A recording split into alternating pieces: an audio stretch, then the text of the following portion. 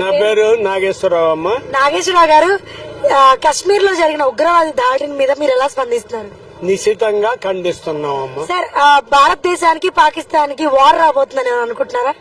భారతదేశం నిర్ణయం ఏదైతే దాన్ని 100% ఓబే చేస్తాను నేనైతే. చేస్తారు సార్. యుద్ధం ఏమైనా జరగబోతుందని అనుకుంటున్నారా పాకిస్తాన్ కి ఇండియాకి? దేర్ ఈస్ ఛాన్స్ అమ్మా. ఛాన్స్ ఉందంటారు.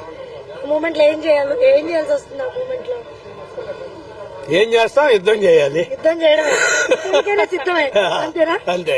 Okay sir, thank you so much. Okay, welcome sir. నమస్తే సార్. సార్, మీ పేరు? నేను రామ్మోహన్ రావు. రామ్మోహన్ రావు గారు, కశ్మీర్ లో జరిగిన ఉగ్రవాది దాడిని మీరు ఎలా స్పందిస్తారు? ఉగ్రవాదం అనేది ప్రపంచంలో ఏ దేశంలో అయినా ఉగ్రవాదం అనేది ఖండించదగిందే. ఉగ్రవాదం అనేది సమస్యలకు పరిష్కారం కాదు.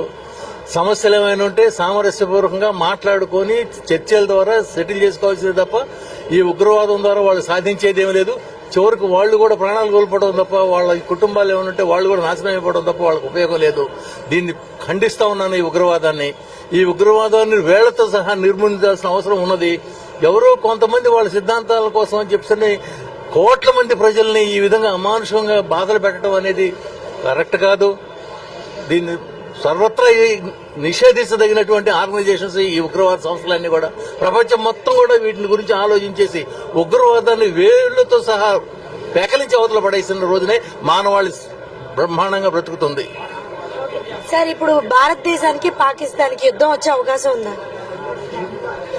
యుద్ధం వచ్చే అవకాశాలు అనేది పాకిస్తాన్కి ఇప్పుడు అక్కడ ఉన్నటువంటి పాలకులకి యుద్ధం కావాలి. అక్కడ ఉన్నటువంటి ప్రజా సమస్యల నుంచి తప్పించుకోవడం కోసం యుద్ధం అనేది ఒక నెపం పెట్టేసి ప్రజా సమస్యల్ని ప్రజలకు దూరంగా తీసుకుని వెళ్లి యుద్ధం ఎవరి మీద అక్కడ రాజ్యాన్ని పరిపాలించాలి పాలకులు అనుకుంటున్నారు తప్ప అక్కడ ప్రజలు మాత్రం యుద్ధాన్ని కోరుకోవట్లేదు. వాళ్ళు శాంతినే కోరుకుంటున్నారు. వాళ్ళు ఇండియాతో తగాదలొద్దు, స్నేహం కావాలని చెప్పి ఆ ప్రజలు కోరుకుంటున్నారు. పాలకులు మాత్రం దానికి వ్యతిరేకంగా ప్రవర్తిస్తున్నట్టుగా మనకు వార్తల ద్వారా మీడియా ద్వారా తెలుస్తూ ఉంది. ఇక్కడ కూడా భారతదేశం మొదటి నుంచి కూడా శాంతి కాముక దేశం. మొదటి నుంచి కూడా తటస్థ విధానాన్ని అవలంబించి ప్రపంచం మొత్తం కొట్టుకుంటున్నా కానీ తటస్థ విధానాన్ని అవలంబించినటువంటి దేశం మన దేశం. ఈ దేశం యుద్ధాన్ని కావాలని కోరుకోదు. యుద్ధోన్మాదులు వాళ్ళు కనుక యుద్ధం రాదు. యుద్ధ మేఘాలు కమ్ముకుని అని చెప్పేసి అనేది కూడా వాస్తవం కాదు.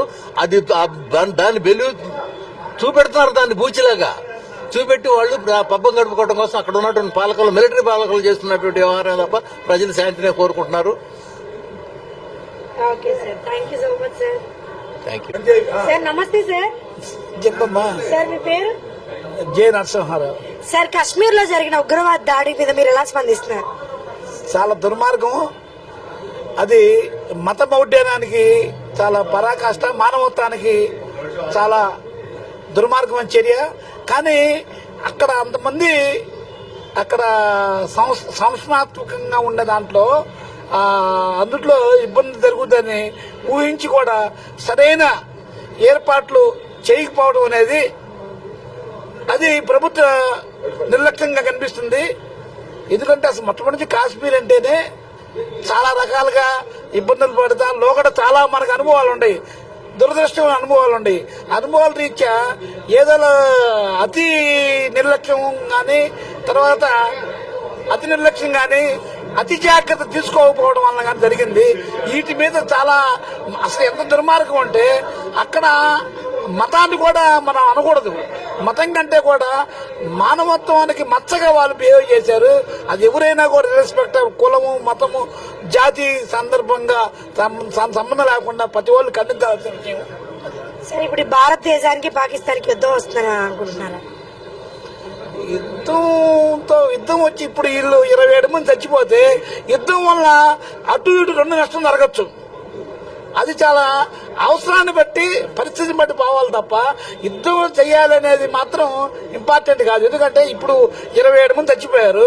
యుద్ధం జరిగితే వాళ్ళు చచ్చిపోవచ్చు, మళ్ళీ చచ్చిపోవచ్చు. సో ఫర్దర్ గా నష్టం జరుగుద్ది. దానికంటే కూడా అసలు ఏదో మెయిన్ కాటేసాకంటే కూడా నాశనం అయిపోతారు వాళ్ళనే భయం వాళ్ళు కలిగించాలి తప్ప అట్ట కాదు, కాటేయాలి. కాటు ఎంతమంది వేస్తాం? బుస్సు కొట్టాలి. ఆ బుస్సుతో ఆ భయం, మనం పాము బుస్సు కొడుతుంటే వెళ్ళిపోద్ది. బుస్సు కూడా మెయిన్. ఒక్కోసారి కొన్ని సమస్యల్ని పెద్దాన్ని కాటేసుకుంటూ వెళ్తే కుదరదు. పెద్దాన్ని కాటేయకూడదు. పెద్దాన్ని